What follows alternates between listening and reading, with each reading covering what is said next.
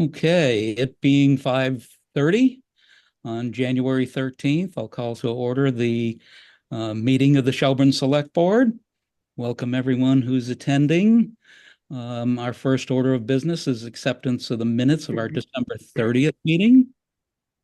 I've reviewed them myself. I didn't see anything that needed to be changed to impact the correctness of the facts. Tricia?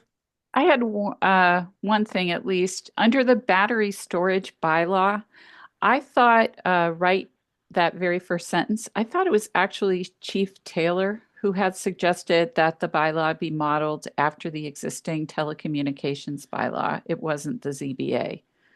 Is that everyone else's recollection? I have none.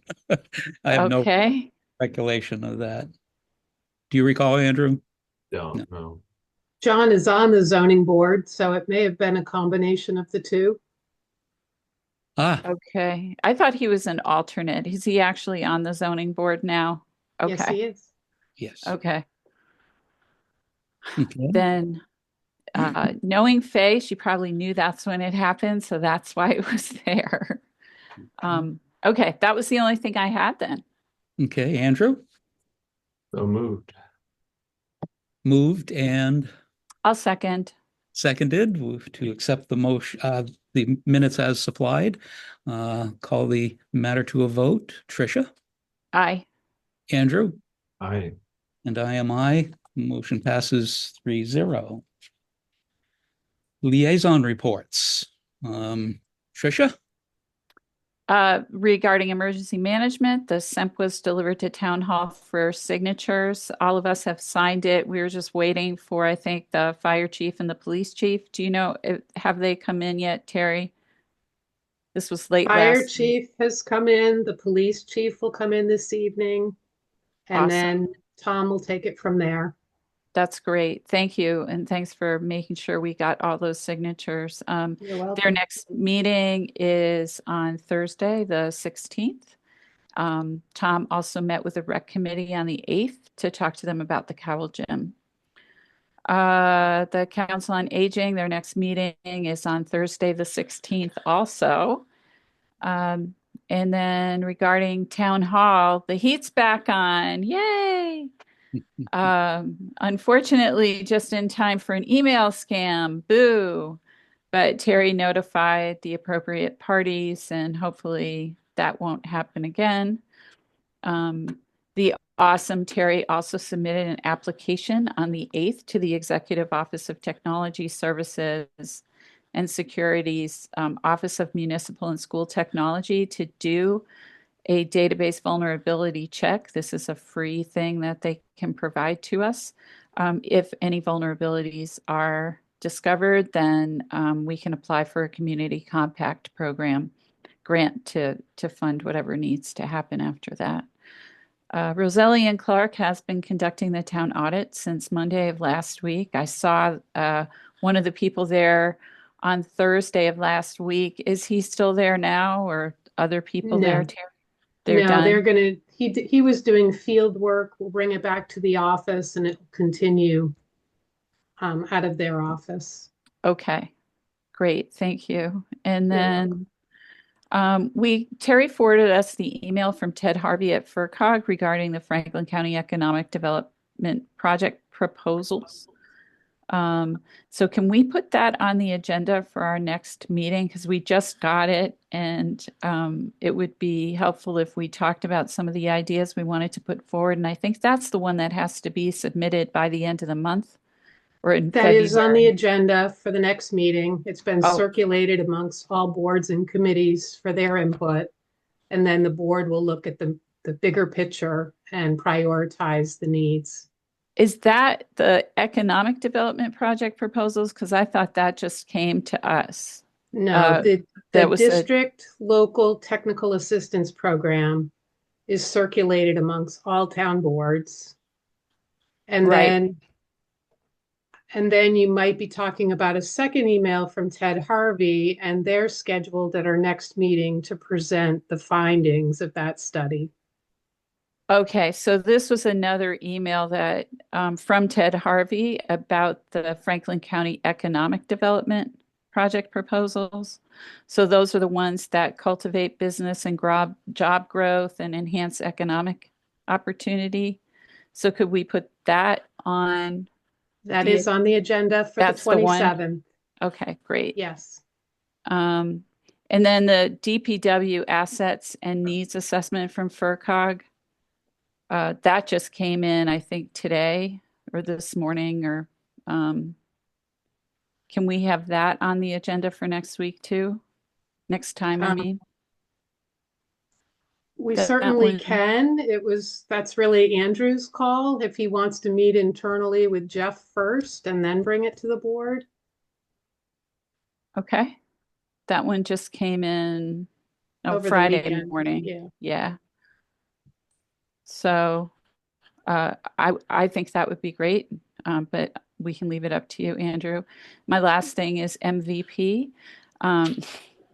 Update on the Dragon Brook project isn't really exciting, but I'm just going to keep you updated. At least the regional coordinator sent an email back in December asking us to schedule group calls with him. I contacted our consultants and Allison at FERCog and gave him our availability, and I haven't heard back. The only thing I heard back was now he also wants to do individual calls.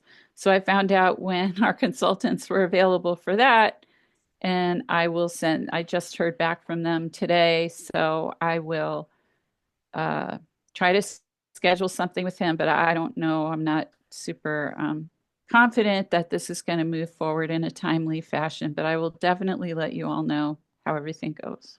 That's all I got. Thank you. Great. Andrew. Yeah, I met with Jeff at the highway department. They're continuing on as usual with winter storm preparation, keeping their vehicles maintained. They're using some of their staff's fabrication skills and other skills to create a what they call a soft plow for plowing dirt roads with. They're clearing ice dams off the ditches and things to prevent water and ice from coming onto the roads, cleaning up tree fall, brush, and because we're getting a bunch of small snows, they're doing some pre-treating of the roads and stuff. We're supposed to get a little bit of snow tonight, but not a lot. The 1-ton truck did get damaged last week, got backed into, but is still drivable. Has some cosmetic damage to some of the panels, and Jeff has submitted a small insurance claim, so hopefully that will not ding us too much. Jeff reports that the guardrails are now in place on Old Greenfield Road. He has, while there are some breaks in the guardrails, they're perhaps not as large as one of the homeowners would like, but Jeff is proceeding with the liability recommendations and the safety focus of the Mass Works grant. So that's been the top priority. On the temporary bridge on Bardwell Ferry Road, Eversource has submitted a plan to relocate the wires that will allow for that bridge to get rebuilt. And the cost of that is a little over $13,000. That quote will last for another couple of months. Jeff wants to go ahead with that. There is money in the fair share account to cover that.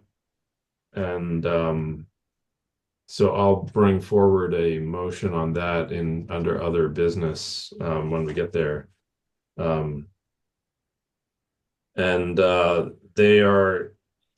Jeff and our grant writer there, Terry Walker, will be applying for a phase 1 engineering grant to replace the temporary bridge.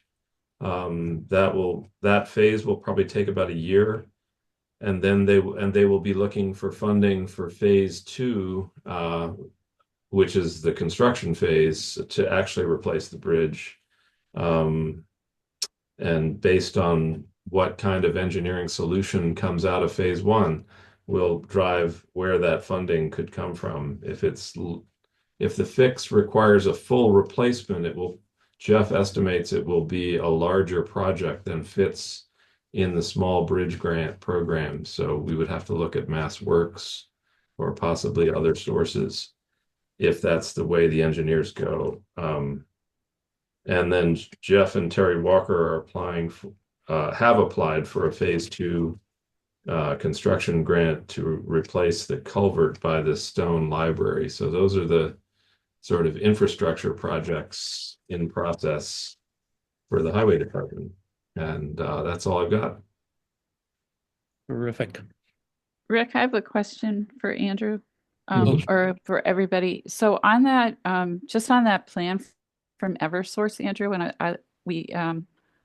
when we got that, I was a little concerned about the one pole that they want to put up that's on the north side of the east side and the north of the bridge, the east side of the road and the north side of the bridge. It would be pole 6/B16 because that area floods really bad. And I would be concerned that it's just moving farther closer to the stream instead of closer to the road, according to the plan. And I don't know that Eversource is aware of how bad the flooding can get in that particular spot. And if when they go to do the engineering analysis, it may result in needing to move that same pole again. So I think it might be a good idea to just let them know we know about flooding there because they may not be aware. I don't know what you all think about that. We actually had the letter from the gentleman who is joining us for an appointment at 6 p.m. tonight. We might run that thought by him as well, if it's okay to bring that up during the Eversource agenda item that does talk about pole replacements. Would it be appropriate to take it up there, or do I have to wait and push it down to other business? No, I think that's a good time to see whether his quote will still hold, given what he may tell us about the flooding situation. Well, he's on, hopefully listening, and we don't want to blindside him if he can't address it. That's fine. We're a couple of minutes away from our first appointment. Let me give you a quick update on the Police Services Advisory Committee. The fiscal year 24 report is done and will come up later on our agenda, so we'll leave that be. The wage classification study, which we hired Capital Strategic Solutions to do, has been less than impressive with the progress. And I've been a bit of a needle to them. And I think at this point, they've promised to deliver by January 31st. Hopefully they can make that and make everybody feel better. But their communication process has been a little less than stellar. And so we're keeping the heat on, and hopefully that's an important, hopefully we'll get it in time because it's an important item for the budget process. As liaison to the Veteran Services District, we met last week. We approved the fiscal year 26 budget. It's $323,600 total. Interestingly, Greenfield picks up 56% of that. And there are 25 other towns that pick up the balance. Shelburne's share, they call it a final assessment for that, is $5,846, which is a minimal change. I think it's 1.9%. Yeah, approximately that. Let's call it 2% roughly change. So it's not a substantial increase. And that's all I have for liaison reports. And we're right on time for our first appointment with Jeff Botner, the energy. Bettner. I'm sorry, Bettner. Close enough. Yeah. I think I've probably called you Botner forever, right? It's Sorry. fine. Detner, gotcha. And we're going to talk about the Municipal Energy Manager Grant, which we were made aware of last week. Jeff, comments? Sure. Yeah, so this is a grant that's fairly new. It hasn't been done before, but it's coming through Mass Save via money from Eversource and National Grid. And it's to try and help communities out with having a energy manager for towns. And I first heard about it in December at a meeting that I was at with Allison Gage, and it seemed too big for Shelburne because basically it's about $150,000 a year available for hiring energy consultants that could work full time in communities or part time, so it could be less than that. But the problem was, with Shelburne, we don't have that many municipal buildings and schools, so it would be a stretch, and it would also mean a stretch for the town to have to manage a manager. But Allison took up the reins on this one, and we had talked about, what could we do to bring different towns together. And I thought, well, it would be great. I would be into that, but I don't want to have to try and rein the other towns in and try and figure it out. And Allison said, oh, I'll take that on. And so she's actually writing a grant to do this program through FERCog. So they would actually do all the hiring and manage the money, everything. And it would just have a person that would be available to towns to consult about new projects or help prioritize different projects within the town. They would actually do energy assessments for municipal buildings and schools. So it's just a really great program, especially now the way that Allison has got it. It's still a long shot, kind of a Hail Mary, because the grant is due January 31st, and they just kind of sprung this on everybody. And I think we've lost you, Jeff. that there would be this new thing. So I don't know how many communities will get their act together in order to sorry. And I think it's something that we should try and get involved in. And all Allison is really asking for is a letter from the select board, basically saying that you support applying for this grant, is basically what it amounts to. And Terry has a draft, I think. Did Allison send you the draft? Okay. So all we need to do is add to that, like, the different buildings that we would be interested in. Like the police station would certainly stand out as one that would be great for us to get a energy analysis done. Even the schools, Shelburne, Buckland, because it's not tied to green communities, so we don't have to add them to our green communities list in order to do this. So it's really kind of a win-win for a number of buildings in the town, town hall, upstairs, and all that. So anyway, that I would really support seeing this happen. We're going to have an energy committee meeting later this week, so I couldn't really vote on it ahead for that, but I would definitely be supportive of Allison trying to get this off, and will help her in any way I can. So yeah, Trish. Yeah, I have some questions, Rick. That's okay. So Jeff, thanks very much for doing this, and thanks for your service to the town as always. There was an energy assessment done for Memorial Hall and the Cowell Gym, which I think you have, so that's good. Yep. I do agree that the municipal building there on Route 2 really does need a full-blown assessment. According to my reading of what it said, that small municipalities with a population of fewer than 20,000 or fewer than 5 school buildings are encouraged to partner with neighboring municipalities to share this energy manager. Was Allison looking to combine all of the towns in Franklin County or just the ones in like Mohawk Trail School District? Because I think that would cover the school buildings plus those 8 municipalities and get us maybe close to 20,000. I'm not sure. Do you know, Terry, what she's planning at this point? I don't know how I many know times that she's reached out to a handful of towns, but I don't know who those towns are. And it's just a matter of whether they're interested in partnering. But I believe Buckland, Shelburne, and Coleraine are interested at this point.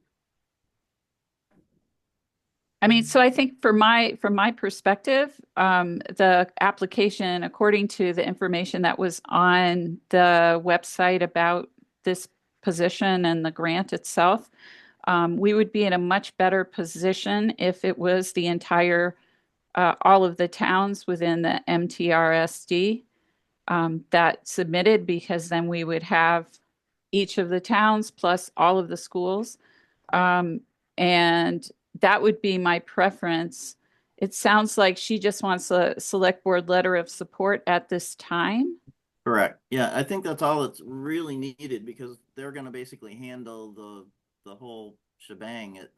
So we wouldn't really have to deal with the money or do any of that. It would be basically we could just apply to get help when needed, and it could be on a part-time basis or what. I mean, it would all be on a part-time basis necessarily, but it might be one person for a week works on something, or I'm not sure how she's going to plan on managing it. I'm going to try and talk to her again tomorrow, and just kind of see what I can try and feel out how many different towns she's got involved.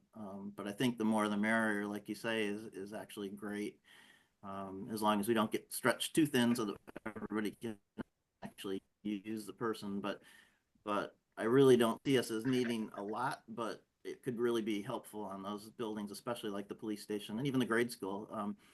The whole program was originally, it's called something to do with school overseeing, so that they want to see as many schools involved as possible, but it's not necessary. But I also went to some meetings that were workshops on it, and they said, but we're not really holding it to it, because as long as you've got some schools involved, that's what our main goal is. So we can see how it works, but definitely other municipal buildings are totally allowed to be part of it.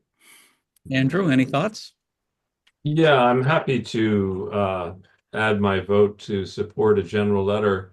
I guess what my question for you, Jeff, if you're following up with Allison, is in addition to asking her about the consortium of towns, I'd be interested to know if we get this funding, what additional skills and resources the FERCog will be assembling to assist us with, because my only concern with the FERCog is that their current staff does not appear to have those skill sets to really work on energy efficiency and renewable energy projects. And that's what we've been told by them. So my hope would be if she gets Right. funding, that she'll actually hire people who can No, do she has to technical hire work with someone. us. So that's the whole point of doing this, is that she actually is applying for money to hire a consultant.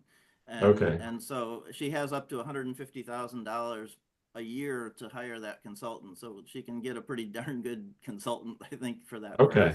price. They are in heavy demand, so it's going to be a bit Right. competitive with other towns trying to grab people. But I mean, you might want to just run by her some of the projects that I've expressed interest in, and I think others are too, like evaluating the performance of heat pumps in large town spaces so that we can make a informed decision about whether we want to whether use to keep doing this. Yeah, heat pumps in Memorial Hall Theater, for example, or not, right. But we need somebody with skills and data collecting ability to really inform us about Yeah. that question. And that's why I think it's really great for FERCog to do this, because I think that's exactly what this position is for, is to hire someone in that with those skill sets to implement Right. a number of different programs. So it'll be a really nice addition, and hopefully that actually will lead to them making a permanent position down the road or something, because it seems like a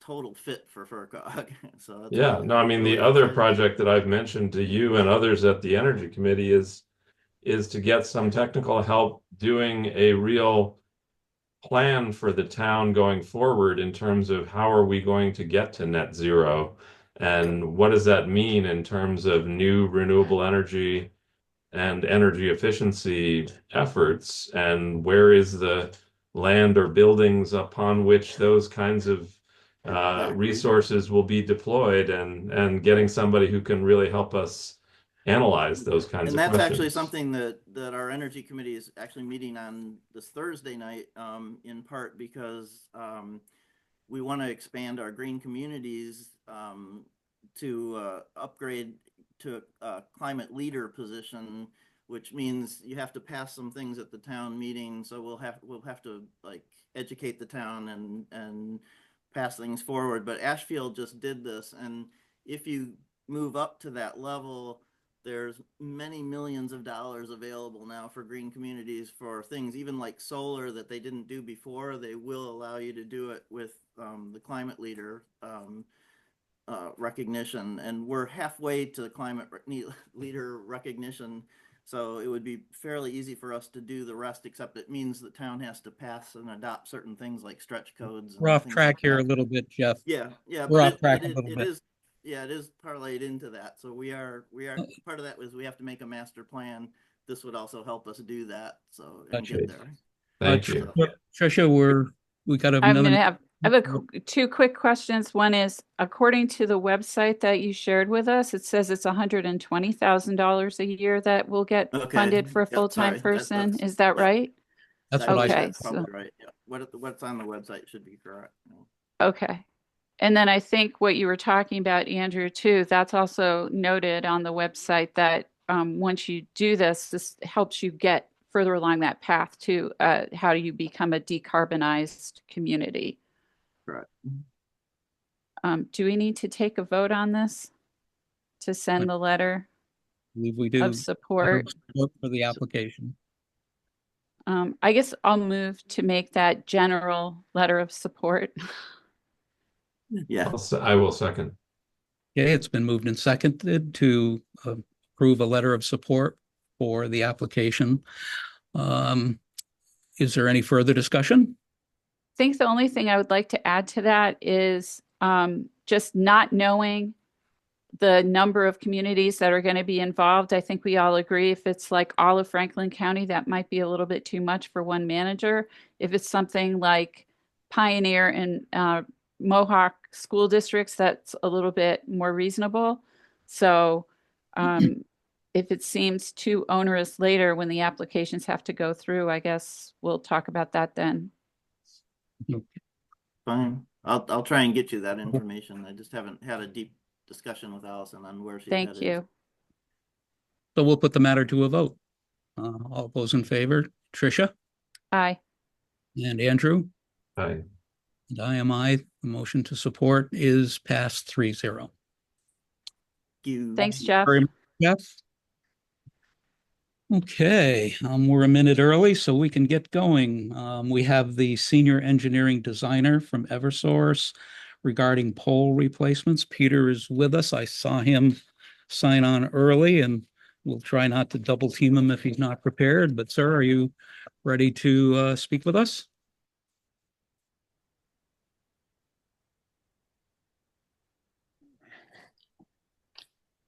Good afternoon. Yeah, I'm ready to discuss and start the agenda. Perfect. This was a request that you had sent regarding changing roughly 100 poles in the village to upgrade the service. You had estimated a start between April and July, somewhere in that time frame. But you thought it would be at least a month or so before you would have an actual schedule. If I got everything right so far? Yep, that's correct. Okay. What would you like to add, sir? Yeah, so I'm here to present like an upcoming Eversource project in Shelburne Falls and answer any questions anyone has.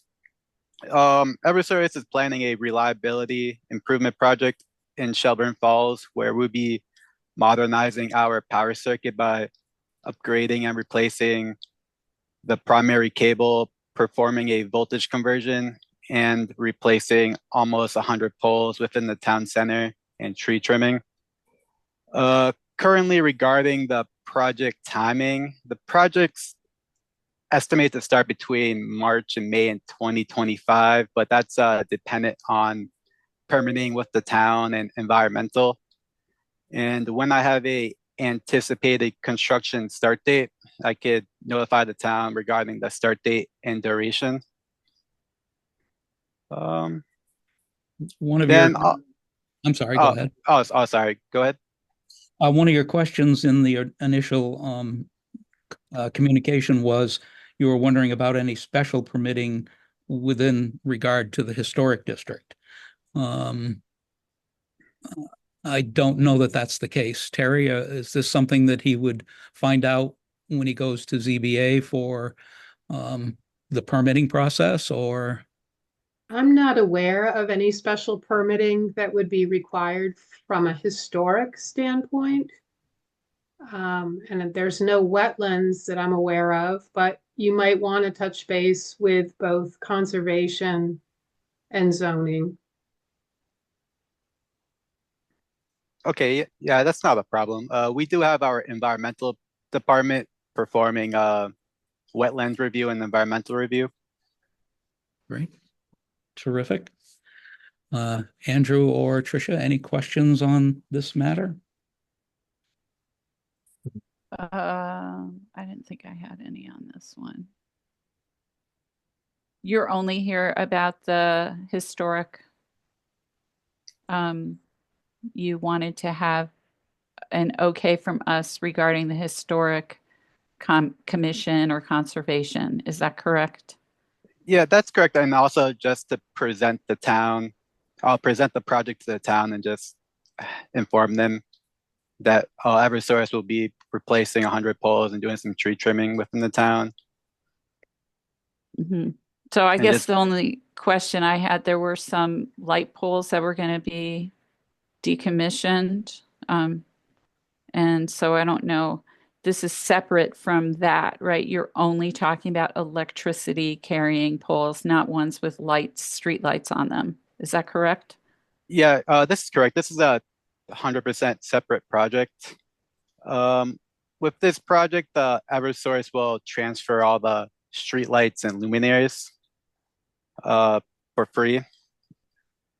I know that the town had purchased recently purchased the streetlights from Eversource. Yeah, and that was our concern, was that project was supposed to start come spring, perhaps, of this year, to actually install the new LED lights. And it seemed to me a bit crazy to rehang on old arms new LED headlights and angle them and direct them according to where the light distribution is, and something like a month later have you guys ripping those poles off and remounting it. It seemed imprudent to actually proceed with the construction or the changeover from the sodium vapor to the LED, which is why I was happy that Jeff was going to stay on, and why we were asking you about a time frame of when this job might happen, to decide if it's prudent for us to let our contracted company go ahead and make the LED changeover, or ask them to wait until you're done. Rick, just to clarify one thing, maybe Jeff and John Walsh can do the clarifying, but my understanding is that the old arms that are on those poles are going to get transferred whether Eversource was replacing poles or not. That the only part that is going to be new is the head, the LED head replacing the sodium vapor head, but that the old arms are continuing with us. That's correct. That was my understanding. Okay. You said it a little differently. That made me wonder. Well, that they would be, the new heads would be put on, the arms would be adjusted, potentially, and then the angle that the light would shoot would be set, and then you take it off and move it on a pole. No, I'm totally with you on that, and I think you have risk of breakage too when you are changing them over once again after having just put them on. So, yeah. Go ahead. I'd like to hear your input on this. So just a small clarification. When they put the new heads on, they will not be adjusting their arms. The light fixtures themselves can be adjusted up to 2 degrees. Okay. So my concern is when they get transferred over to the new pole, will Eversource maintain the proper distribution to the ground that when we set up the new lamps will be continued to make sure that they're also set up in the right direction as we're hoping to have them when we sign off on our project. Peter, you've heard the concerns and the overview of why we wanted to talk to you tonight about this. What are your thoughts on the prudence of changing them over and having experts direct the light in the proper spot, and then having your work done after that, within the same calendar year, I would suspect, based on what you said. Or would it be prudent to perhaps hold off and hope you guys get to it real quick? I do hear the town's concerns regarding Eversource transferring the streetlights after the town's contractor replaces the heads with LEDs. I I have I strongly believe that if the town performs the LED conversion before the Eversource project, Eversource will properly transfer the new lights to the new pole with the correct angle towards the road. The new poles will be, uh, if I have a picture in my mind's eye, will be fairly substantially taller than the current poles. Is that correct? Yes, that's correct. Um, Regarding which pole, the poles are either being upgraded from a 35 or a 40-foot pole all the way up to 45 or 50-foot poles. But the secondary attachment height on the pole will remain the same. Okay. So there Cool. shouldn't be no big difference regarding the streetlight attachment height on the pole. Okay. And the tree trimming is in part due to the taller pole as well? Correct. And just to perform maintenance tree trimming too, just clean everything up while we're in the town performing the project. Rick, Andrew, just a question for John and Jeff. Do you have an understanding with the contractor that you're using for the LEDs that we're going to get a set of written specifications that would, outline to the T what work they're performing so that it could be replicated by Eversource or not? That's a good question. I'm not exactly I'm just sure. wondering if Eversource comes through and takes down the pole, the arms with the new lights on them and then puts them back on the poles, will they have any sort of schematic or set of instructions to follow of saying Right. this is how you aim them and all that to Right, yeah. replicate whatever we just paid for? Yeah. So, if I may, Yeah.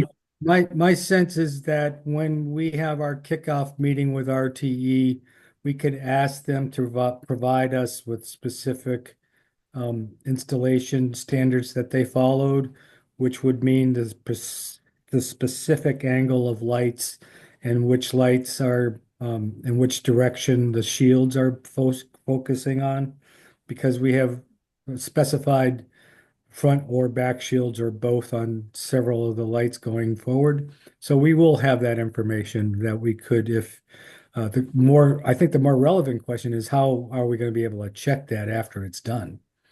And who's going to do that work?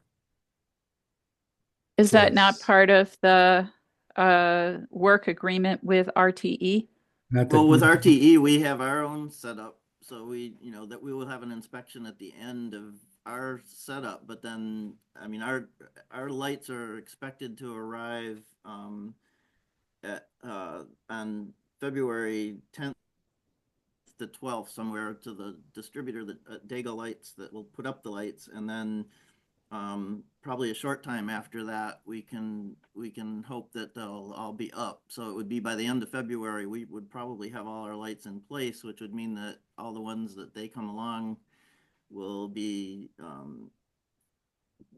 moved after the fact. So I don't know how we go back and double check. If I could ourselves. clarify, Tricia, once we have signed off on the installation, any callbacks to RTE, we will be charged at Right. a fixed rate as well as a 10 or 20% markup for that work. Okay.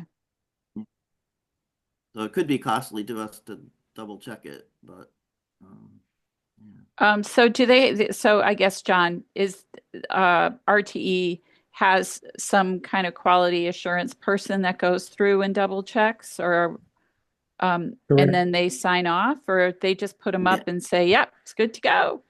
No, they No, have a we team. discussed, I'm sorry, Jeff.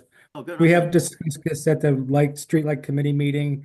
Our intention is to have a person from the committees shadowing the installation. And then at the end of the full installation, there will be a complete review and then a sign off, I assume, by the streetlight committee. But again, that's contract related, so don't recall what's in the contract that Bob Manners may have signed. Well, if you decide collectively to proceed and have the changeover done, in advance of that, we should find out what they would charge us to come back after Eversource takes them off one pole and remounts them on a different pole, and find out what that number is, and think about that when the permitting for Eversource to do the job comes into play. Peter, is that out of line? Yeah, no, I think that's appropriate. Oh, I'm sorry, Peter. Yeah, I feel like I have no concerns with that. Well, When you say you have no concerns, does that mean we can pass that bill along to Eversource? Um, Esther's saying no. So. Yeah. I don't mind working with the town regarding transferring the streetlights and correcting our transfer mistakes. If you can send me the estimate, I will need to speak with my management to see if we could approve the cost, and I could get back to you. I mean, the issue is that in order to determine whether there is a mistake, we need some professional help. So it's our consultant talking to your consultant. Yeah. You just said to get us the that I've asked the committee and the streetlight committee to get for reviewing after the swap over, which, if any, or what they would charge us to look at the 100+ lights, to see that they're the way they were when we paid them to be installed literally months before the swap over, and we can take that information forward at that point. But I think for tonight, I think we've accomplished what we needed to do. Tricia, did you have one more thought? Yes, I did. So what would be the cost of delaying the installation of the new lights until after Peter's project is completed, and then we don't have to worry about having them checked again after they've been installed and then moved and placed again? I think we would like input from RTE as to whether that might be their choice as well. Yeah, I'm sorry, Jeff. Jeff's the chair. Go ahead, Jeff. One problem with that is what we're having right now which is that since we've taken over from Eversource, 10 of the lights are out cold. So, and we've barely gotten going with RTE. I mean, our lights haven't even arrived yet. And so we're trying to figure out how to deal with right now 2 critical lights, both on Route 2 that have gone out.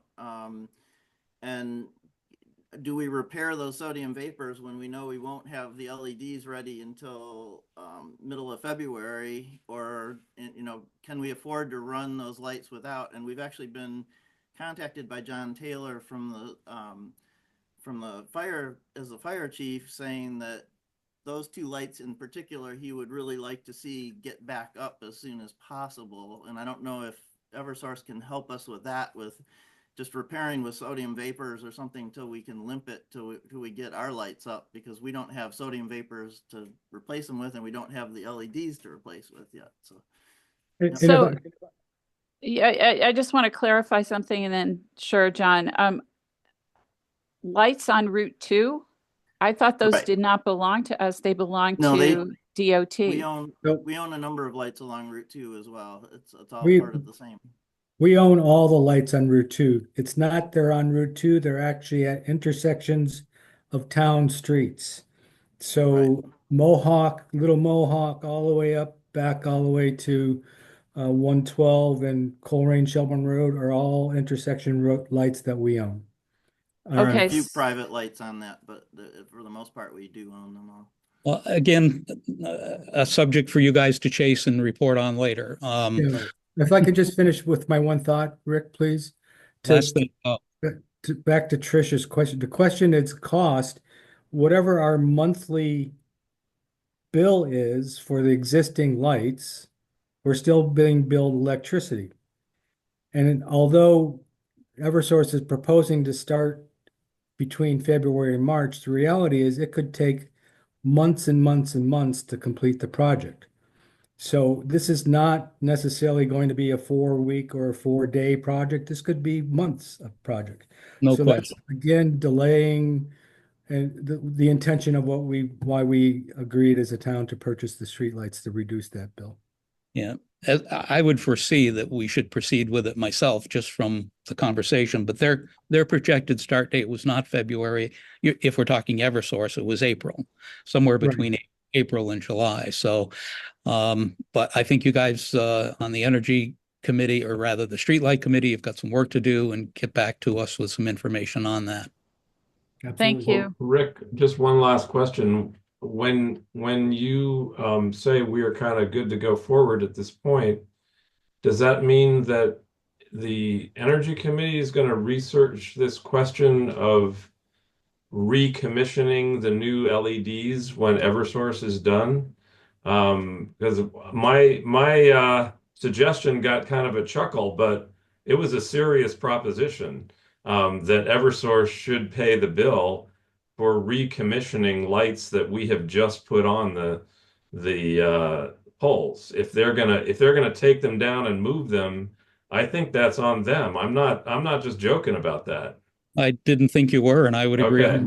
And I would agree 100% with you, which is why I'm Yeah. asking Jeff to speak with them and get that number, so we have an actual number of what they would charge us to come back after they've been installed and then moved by Eversource to come back and review them for us. And until we have some more numbers, I don't know that I we mean, can. because otherwise it seems like we're just throwing money away if we get the work done and Eversource changes it and we have no way of knowing whether they successfully changed it or not. But I see the concern from Yeah. John, and Is there a third way here, possibly, that we replace the lights and then do the quality assurance check after the poles get changed? they're going to want to get paid after they've got the lights up, and they're not going to do that until the contract's complete, I'm sure. So I think they'll want to start it, execute it, and finish it up. And after that, if we need more help from them, it's a billable for them. So We can't modify the current contract as we have it, or that? I don't No. think it's that important. I think that the reality is that the time frame of Eversource project, even if it started in April, 100+ poles and tree trimming, It's a lot. that's going to be months, literally. And I think John pointed that out. So do we want to put off and pay the high electric rate that we're paying on sodium vapor until next fall? I think when the Streetlight Committee comes back with some information for us, hopefully as soon as possible, we can pursue this further. But I think we gave Peter an overview of what we're thinking about and what concerned us on this matter. Peter, while we have you, we received another letter from you dated December 30th. Could we ask you questions on it regarding the whole replacement at the Dragon Brook site, or are you unprepared for that and you'd prefer to do it another time? Either is fine, sir. Is that the pole relocations for the bridge replacement? Yes, on Dragon Yep. Brook. Dragon Brook. Okay. Yep. The letter came from you. It had all the plans, photographs. It all made sense. And you may have heard, if you were listening while we did our liaison reports, that Tricia had a question on one of the specific polls. Tricia, what was that?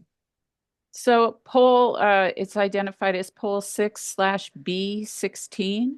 It's on the east side of the road and north of the bridge.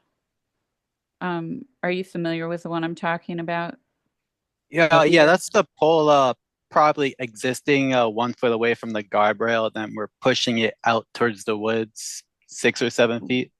Yeah, I possibly it just says install double 10-foot fiberglass cross arm. It doesn't say exactly, but I'm looking at the placement of it. This is the photo that's on page 3 of the document that you sent us.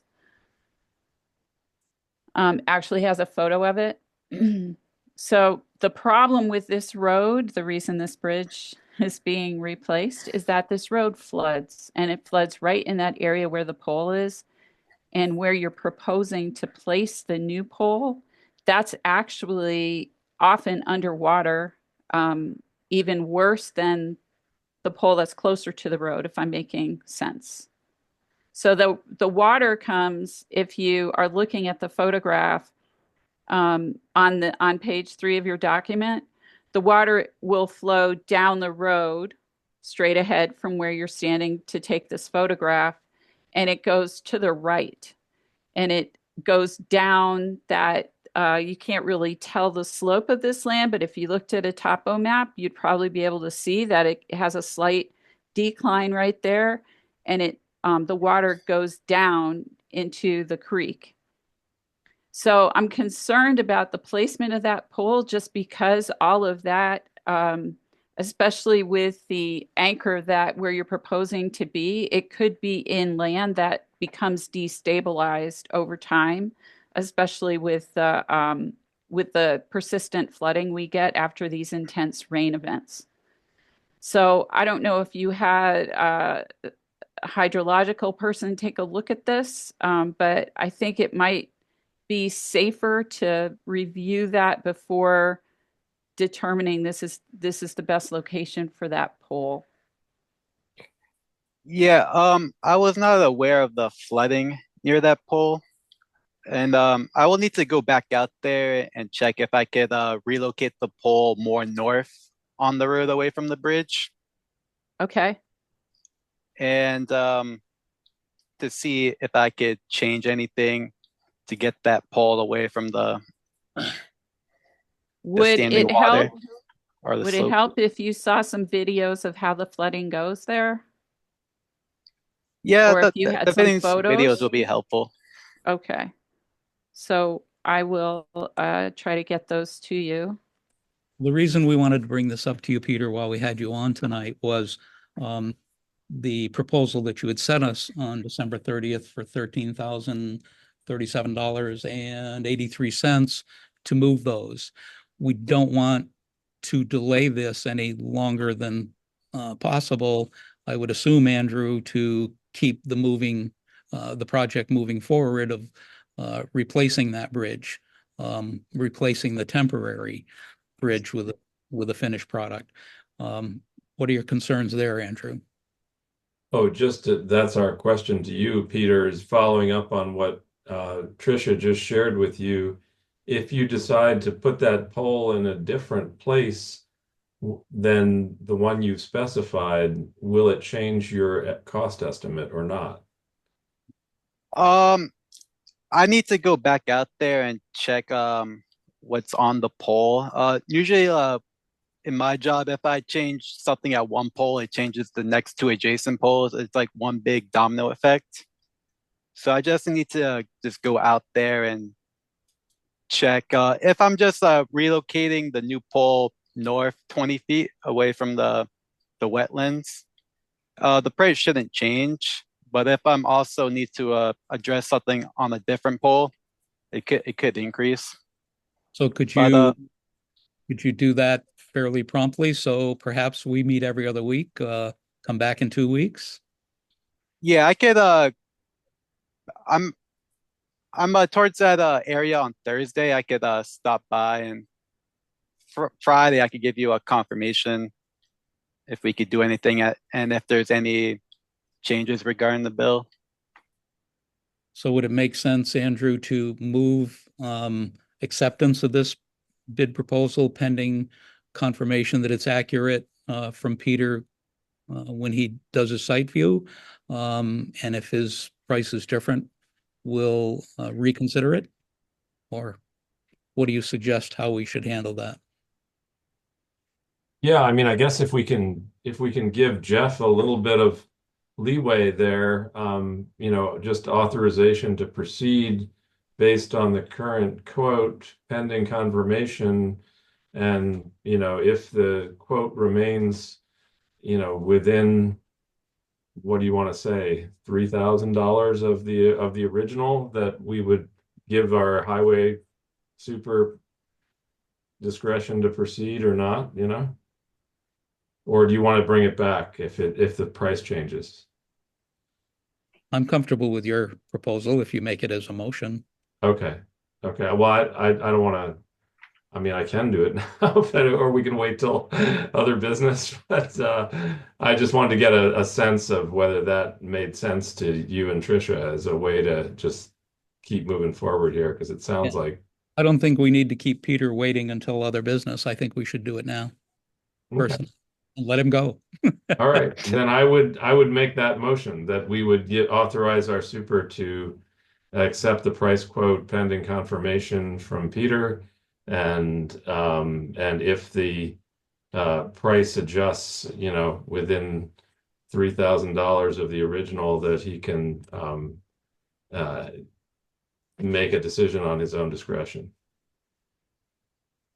That would be, hang on one second, sorry, the original quote is 13. Yeah, so that won't put us into a different category of authorization, right? So I will second that. It's been moved and seconded. Any further discussion? Hearing none, matter to a vote. Andrew? Aye. Tricia? Aye. And I am aye. Motion passes 3-0. Peter, thanks for your patience and staying on extra for this second thing. But when I saw your name on the other piece that's coming up later, I said, "Ooh, double down on you." So thank you for staying with us and talking to us on the second matter that was kind of sprung on you at the last minute. And we'll look forward to your review when you can get up there and let Terry know if we're still good to go, or Jeff, or Terry and Jeff. Sound Yep, like a plan? Yep, not a Thank you, problem. Peter. Thank you. I'll try to get the videos to you so at least you have an idea of what you'll be looking for. Thank you for having me today. Thank you Have so a much. wonderful evening. Thank you. Thank you, you too. Thank Bye. you. Okay. Old business, community action food pantry services regarding possible funding sources. The community action services has requested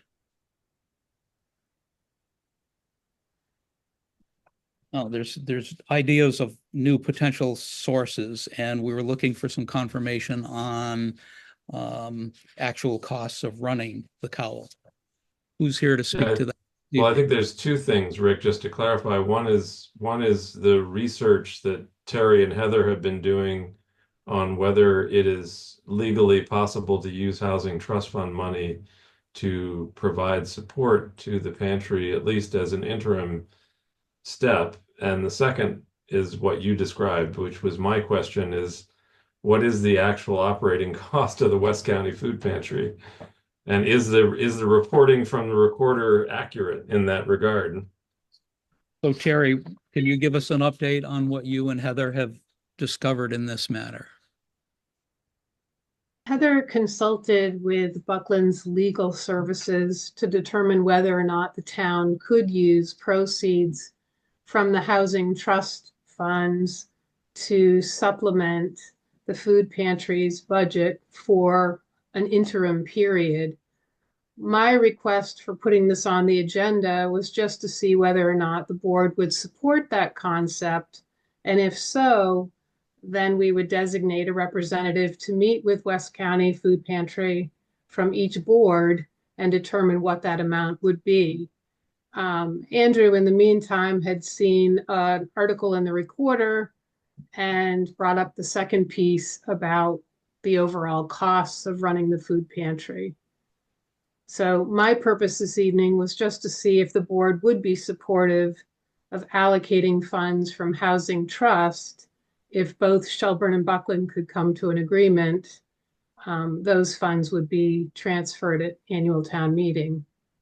And those are taxpayer dollars, which previously we were under the impression couldn't be used to support this program, but you found legal counsel that says, in fact, we could under this. They are repayment loans that originated from the Community Development Block Grant Program.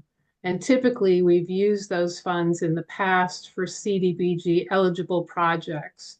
We've used them for infrastructure, handicapped accessibility. So social services component Gotcha. would be allowed. Gotcha. Well, Terry, I'm sorry, Rick, if I may. Andrew. Just to clarify on the second part and how it relates to the first part, it would, since we have somebody from Community Action here tonight on the call, it would be helpful to know if the recorder's reporting is accurate, because the amount of money we've been putting in together with Buckland would be either a very small fraction of a big budget or a big fraction of a smaller budget. And I just, before we decide to authorize ourselves into the business of continuing to support the West County Food Pantry, I kind of want to know what we're talking about here in terms of what the relative size of our contribution is to the running of that pantry. Okay. If you could state your name and position and then answer the question, we'd appreciate it if you're willing Sure. to. Good evening. My name's Frances Hall. Excuse me, Frances Hall. I work for Community Action Pioneer Valley. I am the department director for community services, and our Center for Self-Reliance falls under our department. So in my department, community services. So I oversee the budget for the whole department, which is give or take close to $11 million.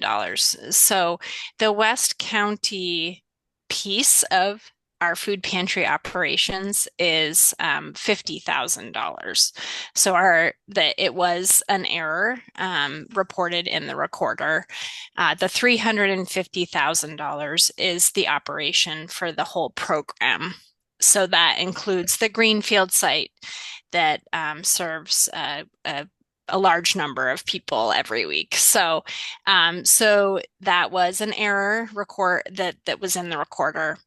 The 50,000 does not include some in-kind food and other things that come from the food bank of Western Mass.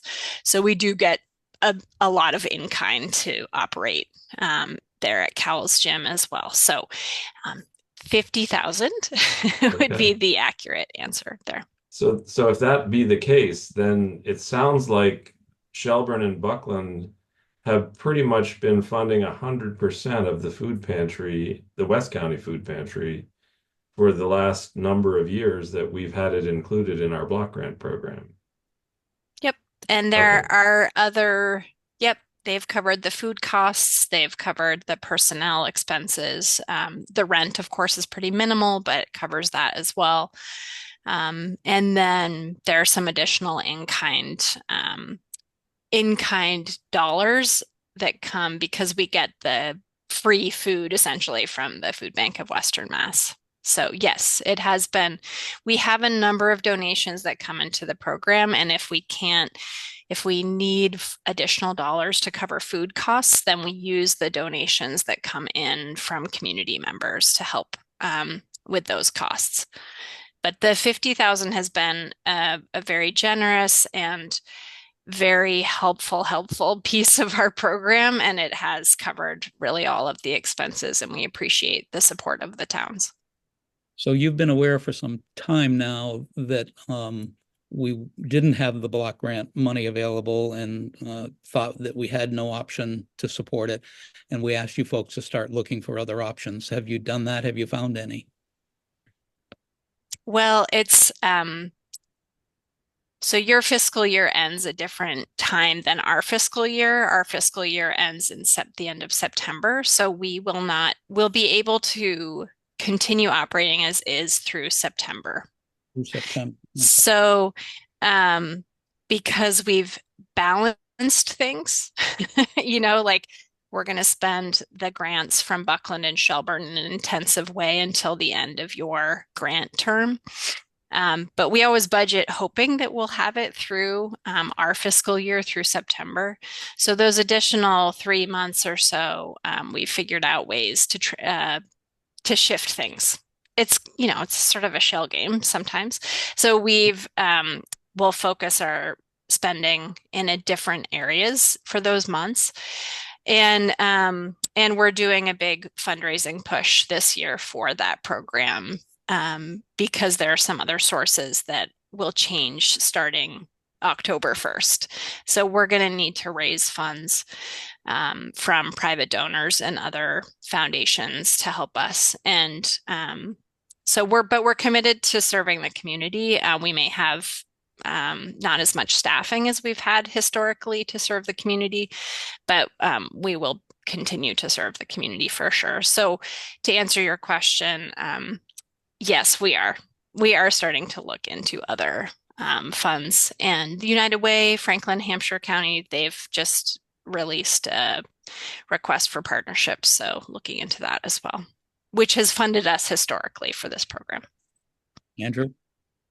Yeah, just to follow up on Rick's note, I mean, just to say that if this housing trust fund thing works out legally, that we can utilize that funding to help, community action continue the food pantry, I would be in favor of that, at least on a short-term or interim basis, that, recognizing that the housing trust fund is a different kind of funding source than the block grant. It's kind of like a little well or aquifer, if you pump it out, you use it up, it doesn't replenish itself in the same way. So, especially since we're not doing active housing rehab programs these days, it's kind of a, non-renewable resource in that sense. So, we have to steward it somewhat more carefully, and we'd be looking for, if we do go forward in that direction, a real partnership with you to come up with a sustainability plan for the West County Food Pantry. I have a question. Sure. Thank you. Thank you for coming, Ms. Hall. I appreciate your time this evening. I'm wondering, I just need a little bit of clarification regarding the funding comes from Shelburne and Buckland, but this pantry is open to anybody who lives in the West County, right? So there could be people coming from other towns out here, or even in Greenfield or whatever. Do you have data available on who's actually accessing the pantry here? Where We they're do. from? We do, yes. I can't give that to you in this moment. I could send it to you after the meeting. What I pulled up in preparation was data for the reports we submit to Linda for the funding, which this Who, last Linda, quarter, sorry, Linda Dunleavy or someone else? Who's Linda? Sorry. I'm blanking on her last name. Linda Overing, the grant Overing. writer. Oh, Thank you. Okay. Yeah, Linda our Overing. block grant administrator. Okay. I don't see anything in the statistics I'm looking at now that indicate there were other residents. What we report out are the actual Shelburne residents who come so that's what I have on hand. So October, November, and December, there were 98 Shelburne residents who visited the West County Pantry. What I would have to get from our database specialist is what other towns and how many people. And I can certainly get that information in for you. Is that 98 visits or 98 unique people? 98 unique people. Okay. I think the extra information would be great. Great idea. Great question, Tricia. Thank you.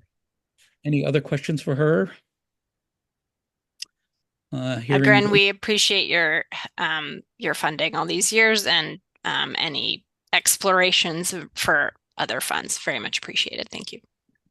And I'm sure you appreciate that we fully support what you're doing here and want to see it continue. So I think, Terry, the point of the question tonight was, would the select board consider using funds from the 205,000 plus housing trust fund account in some degree to support the continued short-term operation of the West County Food Bank? And an answer to that would give you and Heather the confidence, if Buckland agrees, to move forward and pursue the question.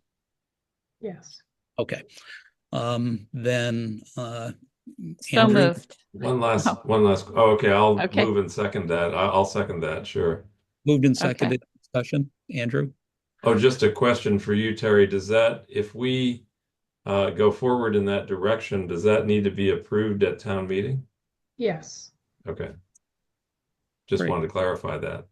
And we would also, thank you, Andrew. That was a great clarification. I'm also wondering, we would run this by Donna, our town council, as well? Or we would just go with what Buckland's council says? We could run it by our council if you'd like. I'm happy to accept their legal opinion personally. I think we Okay. have municipal lawyers are, expensive people. So if we got Okay. one opinion, I think we're good. All right, if you guys are good with it. Great.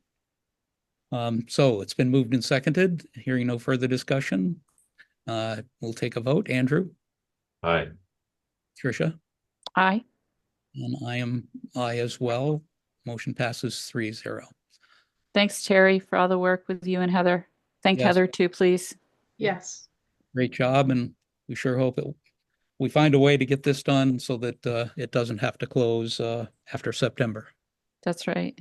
Yeah. And thank you for coming this evening. Appreciate it, your time. Thank you for all your help to the community, Francis. Terrific. New business. Department of Veterans Services, the HERO Act, Chapter 178, the Acts of 2024. In your packet, I think you have the same one that I had received at the meeting. Basically, the act is honoring, empowering, and recognizing our service members and veterans, called the HERO Act. It allows cities and towns in Massachusetts to adopt that section, which adds 2 new veteran property tax exemption clauses, excuse me, to the general laws. My first questions were, Finance Committee and assessors probably want to weigh in on this. Would I be correct in that? Terry? Definitely, I would want the assessors to, I did forward this to Karen to see whether or not their board has taken it up yet, and I have not heard back. Okay.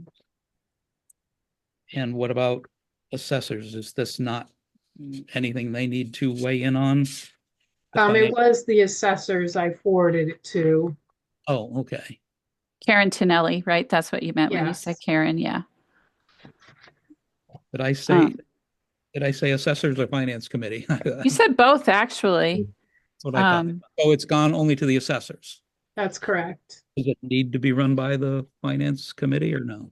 I guess I would want to see first what the implication would mean from an assessing standpoint, report back to the board, and if the board is supportive, then I would share it with finance or invite them to offer an opinion as well. Makes total sense. So maybe we should just table this until we get feedback from the assessors. Okay.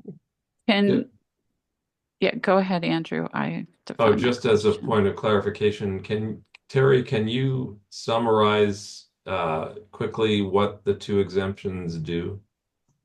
I was having Mm. trouble wading through the somewhat blurry print there. No, Yeah, I can't summarize. I was hoping maybe Rick might know, Okay.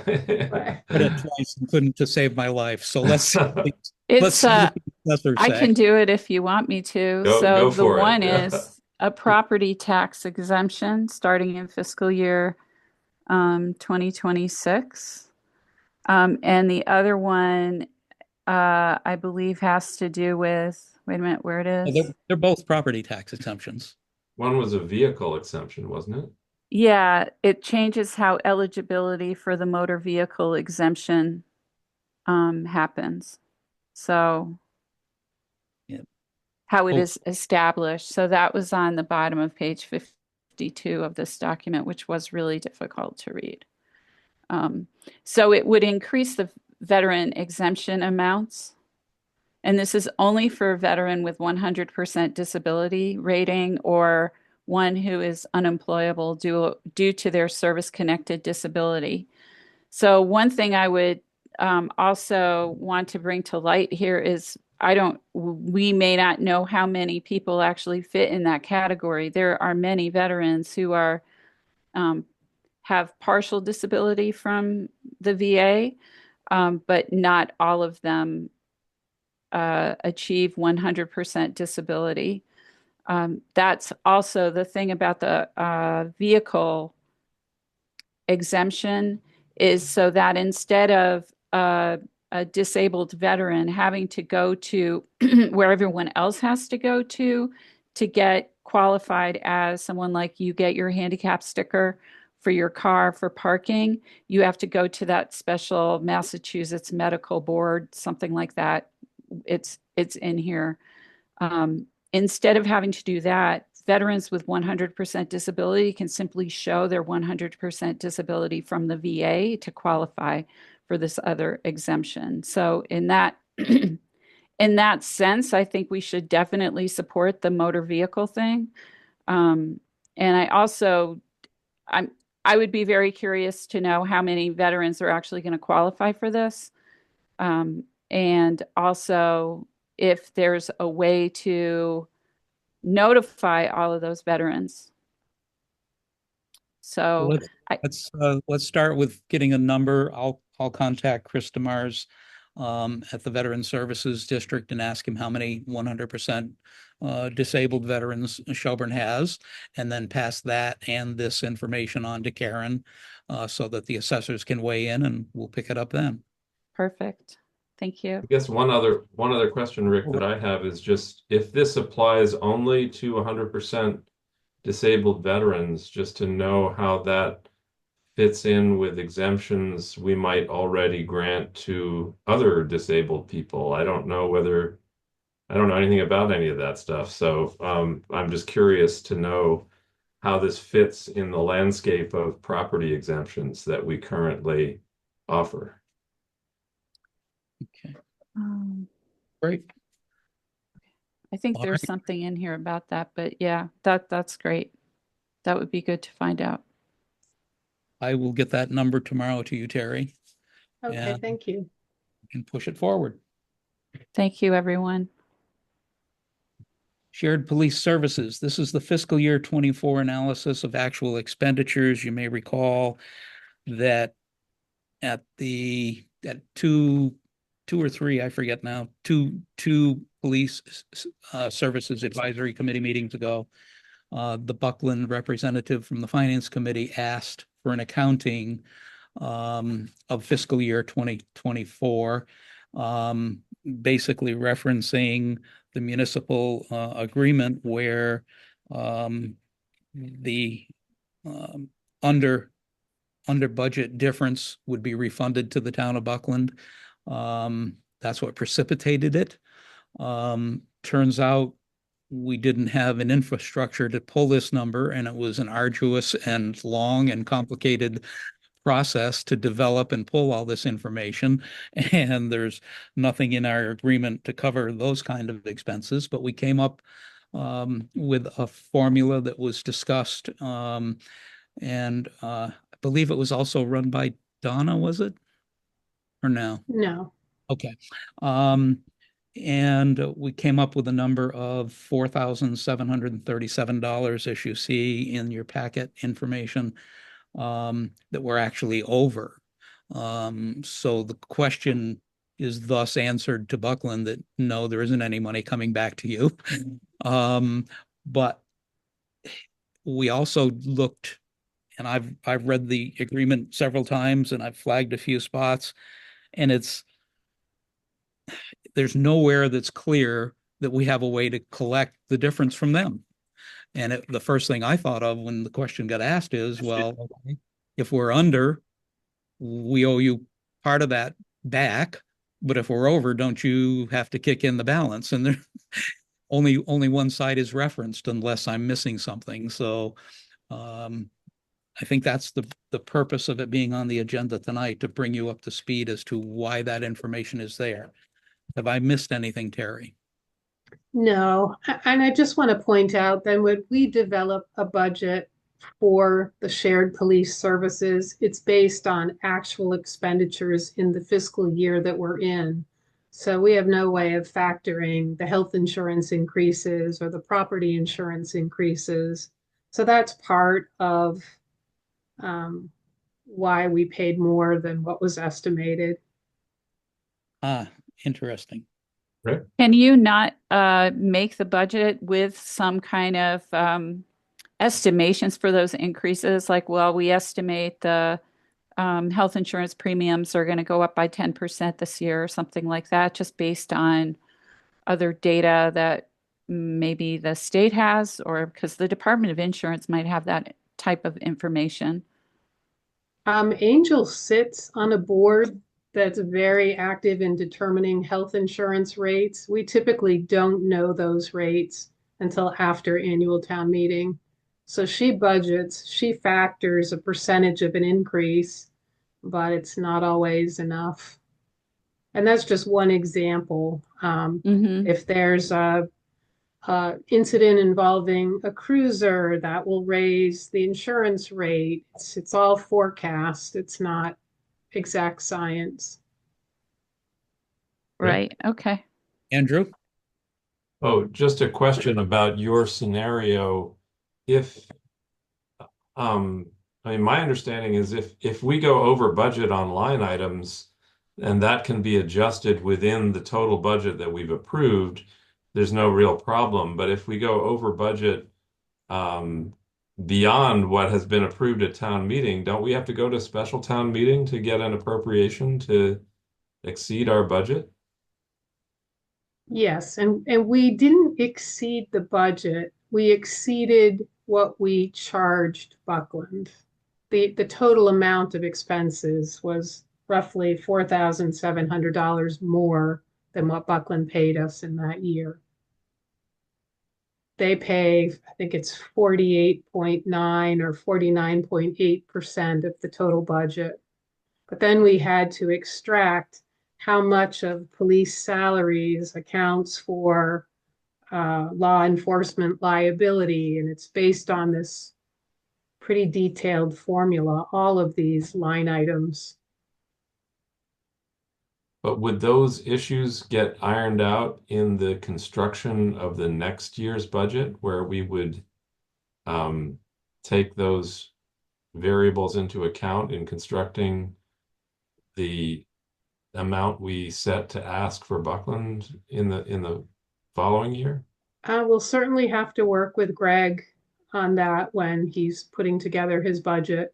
And I do believe that in the agreement, although it's not spelled out, I would think that the advisory board could discuss this for future years, whether there's an excess or a deficiency in the overall budget amount and how that's handled. It is on our agenda for our meeting this week of the Police Services Advisory Committee. Good. Yeah, because it seems like we should come up with an agreement and a mechanism that would give the chief that kind of flexibility to adjust as needed within the overall budget amount, and that otherwise you'd have to come to a special town meeting to ask for an additional amount. Even if we were to build a contingency amount that at the end of the year, if it's used, great. If not, it goes back to Right. Buckland. Yeah. Yeah, that would make sense, I think. Just to have enough flexibility to manage a budget over the course of a year. Right, because then you add in the expense of a special town meeting too, if you have to go back and do that, and both towns have to do it, right? Yeah. Or Potentially. Yeah. So Um, that's not a cost save. That's another additional cost. You're looking at 338,997 amount, and we were off 4,700. I think we did pretty good for the very first year of a brand new merged two-town department. So I think I panics. agree entirely, yeah. I don't Yeah, think panics needed here at this point. Not that anyone is, but I think that the more years that pass, the better we'll get at coming up with a number. But I don't think that's too far off to worry no, about for that's the very first year. Not at all, no, but I think Terry's idea of a contingency makes a lot of sense. I mean, we manage infrastructure projects that way, Yep, you know. yep, agreed. Yeah. Any further comments? Anything you'd like me to bring to the advisory committee? Other than just what we that, I think. discussed? Yeah, no, that's great. Thank you. Okay, Pioneer Valley Habitat for Humanity request for a letter of support. Excuse me. The letter of support is for the Commonwealth's a capital improvement plan, and it is a request that they are putting in for $500,000 of that money to build a warehouse. They currently work on site with containers for storage of products and materials and tools. They lease property. They kind of catch as catch can as they need it, and they serve Franklin and Hampshire County. They're looking for a $500,000 slice of that pie to build a warehouse for tools, materials that would be able to feed both counties for their projects. Being a capital plan, it made total sense to me. You saw the copy of the draft letter in your packet. Any questions about that, supporting that, or the letter that was drafted? I have none. No, I support the letter that Terry drafted, and that just to provide a little more context there, Rick, that capital improvement plan is for the economic development bond bill that the legislature passed. So this is one of many earmarks that were stuck into that bill. But the way that the mechanism of the bill works is that you get it passed by the legislature, but then you have to lobby the governor to get it included in the CIP. And that's how you actually get the money. And so I sort of went over that with the Memorial Hall earmark, which is also included in that bill, and which we will have to do a similar process with in order to shake loose that $250,000 earmark. But this seemed like a worthy project, so I asked Terry to bring it forward to the board to see if we would all support it. And we have identified Habitat as a potential partner in one of our CPA projects. And so if that goes through the town meeting, then we would be working with Habitat on an actual project. And I think even without that, I think they're a very worthy organization and do good work. And we need affordable housing, so I'm in support. Couldn't agree with you more. Do we have a motion? So I'll move moved. that. Oh, Okay, oh, I'll second. okay. Go ahead. I'll second it, Andrew. Fine. No worries. Moved and seconded to proceed with signing and sending the letter of support for the Habitat of Humanity application. Any further discussion? Hearing none. Andrew, Aye. Tricia, Aye. and I am aye. Motion passes 3-0. Any other business? We took care of the poll situation. I think that's a good move that we did earlier. And we'll know, hopefully, as he said, by the end of the week, how close we are to the number that he provided. The next regularly scheduled meeting of the select board will be Monday, January 27th. Same as always, it'll be by Zoom. Any other business of which I'm not aware? Hearing none. Correspondence, Terry? None. No more.